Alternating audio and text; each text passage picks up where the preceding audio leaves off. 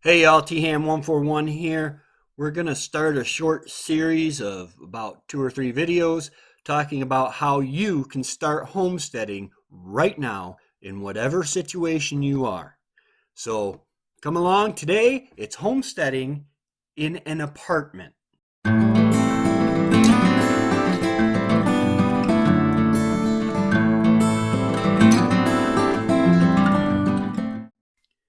Hey guys, welcome back. It's T-Ham141 here. How to start homesteading in an apartment. We're going to start with an apartment and we're going to have a small series devoted to how to start homesteading now. Homesteading, as defined by Google, is a lifestyle of self-sufficiency characterized by subsistence agriculture, home preservation of food, and may also include small production of textiles, clothing, craftwork for household use or for sale. We're going to work with this definition. Okay, so how can you be self-sufficient in an apartment? Well, one of the easiest ways is food preservation. Food preservation can be done anywhere.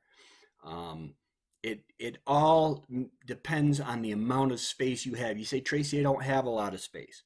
Okay, well, take what space you have and designate an area, whether it's the back of a closet, a pantry cupboard, um, or anything like that for storage of food preservation items. Canning, freezing, fermenting, dehydrating, all of these things can be done on a small budget in a small apartment. And it will actually help you to save up for that land that you so desperately want. I know this because Wendy and I have done it. We lived in an apartment in Penn, and we asked the landlord if we could have a small garden out back behind the parking lot. It didn't turn out a whole lot, but we got some tomatoes and some carrots and beans, and it was enough to put aside a little bit so that we were prepared with food if something happened to our income. Baking, sewing, knitting, growing herbs, all these things are things you can do in an apartment. You got a really south facing window, start a small garden, a small herb garden in pots. Do you have a terrace or a balcony? Right there. Melissa K. Norris has a great video on it's a planting pot that goes up, and she plants a lot of her herbs in that. And it goes up. Think vertically as well as horizontally. There are places in your apartment over windows where you could put shelves. There might be spots on top of your cabinets where you can store stuff. Wendy and I'm looking right now at a dehydrator and uh, coffee pots, grinders, a pressure cooker, an old teapot uh, that we have used our cabinets, the top of them, as a shelf. Look behind me. We have a shelf. We're living in a 32 by 32 cabin right now. That's not a lot of square feet. And yes, storage space is a must. We do have a pantry, but we've used the back of a closet before. We have used a pantry cupboard before.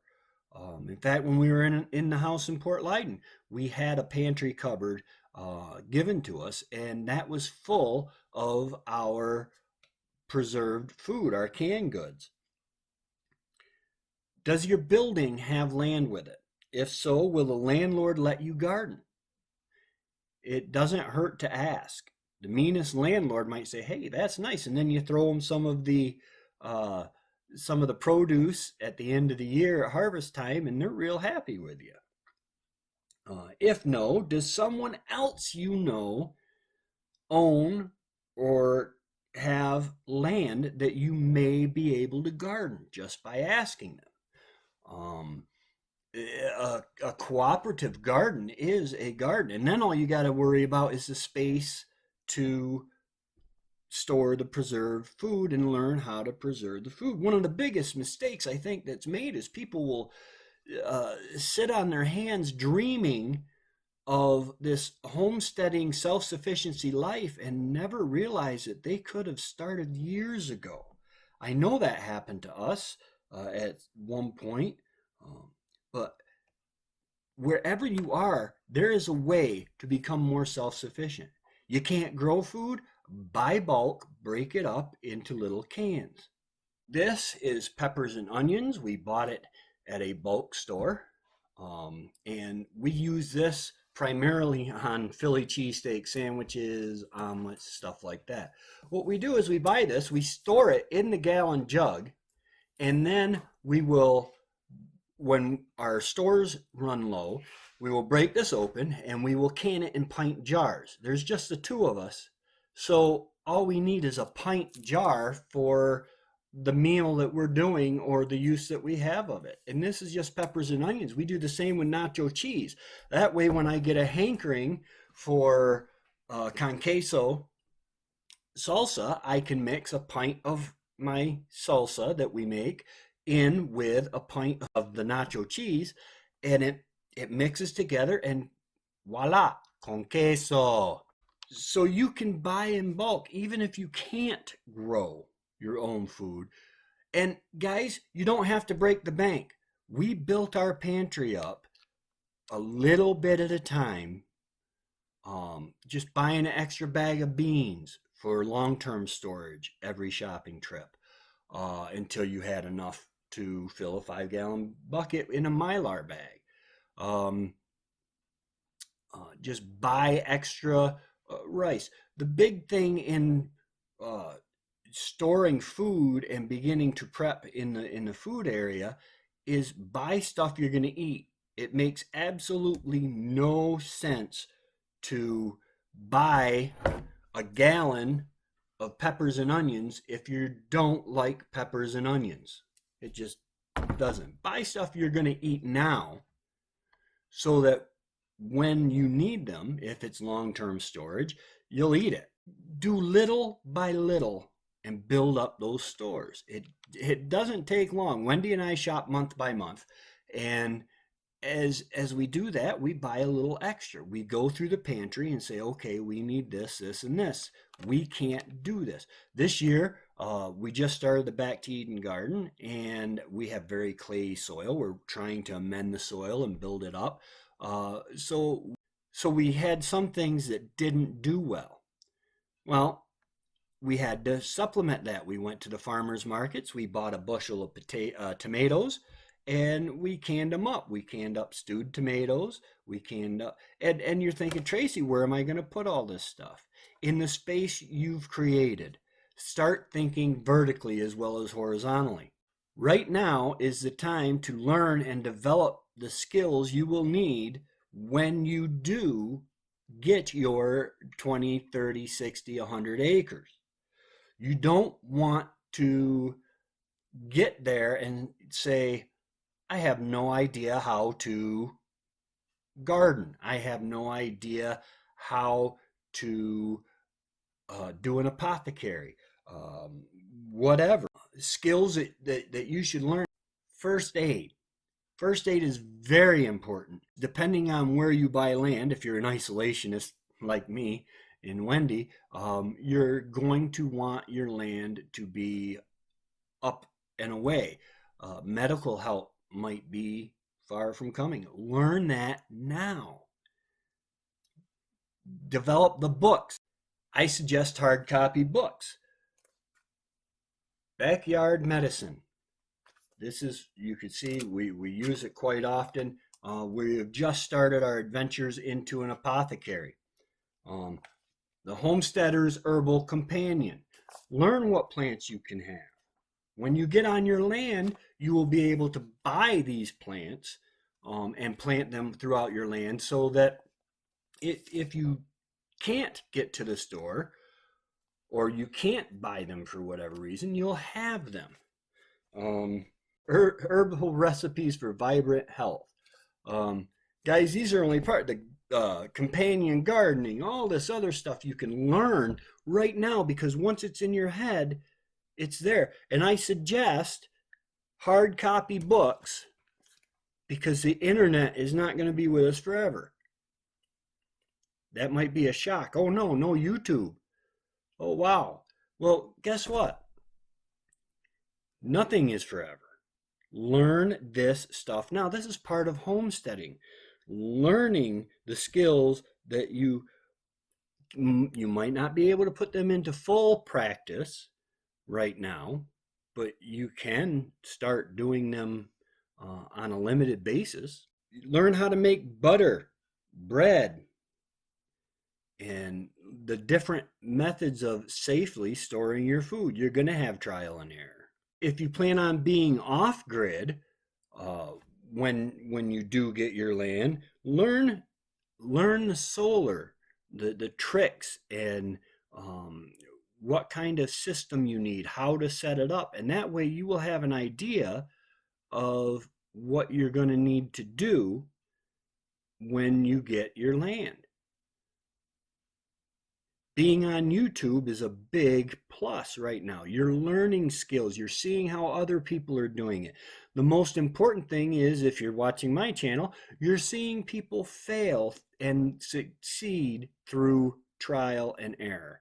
And that's just way important. Don't wait to be able to buy land. When Wendy and I lived in Port Leyden, we owned our house, thank God, and it was on 2/3 of an acre. And we had, between our garden and our in the stores, we had a robust pantry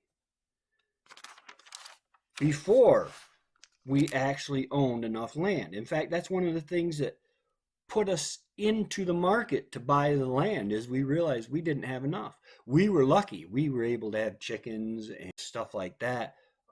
We could even have a rooster because nobody complained. But until you get to that point, in an apartment, some things are going to be out of your control. So start now. Again, just refresh. If you can't grow it, buy it. Can it, freeze it, ferment it, preserve it.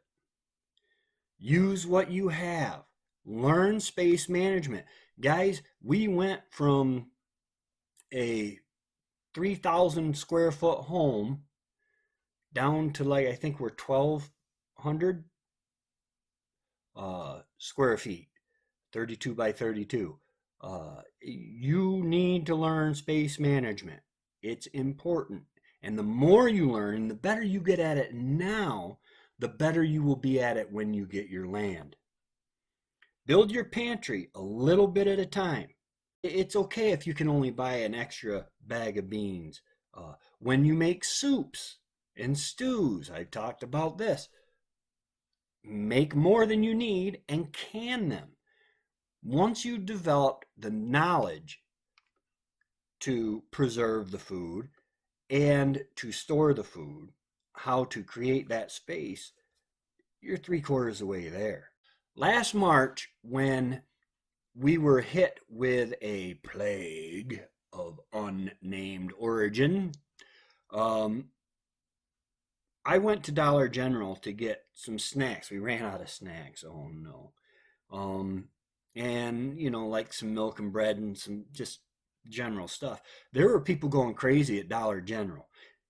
I usually don't buy my groceries at Dollar General. It's, okay, well, I'm here, let me pick this up or see if they got beans or whatever. And there were people going crazy. This one lady pulled her cart up to the shelving unit and took her hands through the cans and just swiped all the cans into her cart.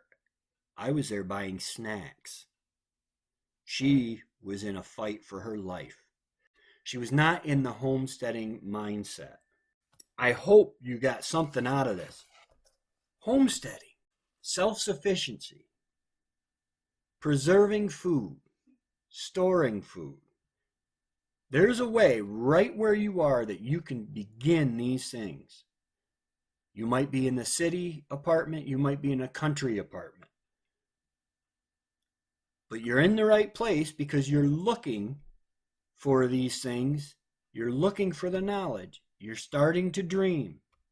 Don't let that dream die. You keep going.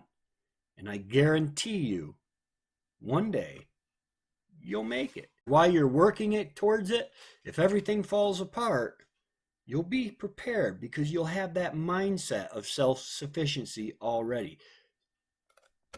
Guys, this is THAM141 saying learn these skills, develop these skills, homestead what you can where you are. Start homesteading right now. We'll talk to you later. God bless and have a great day.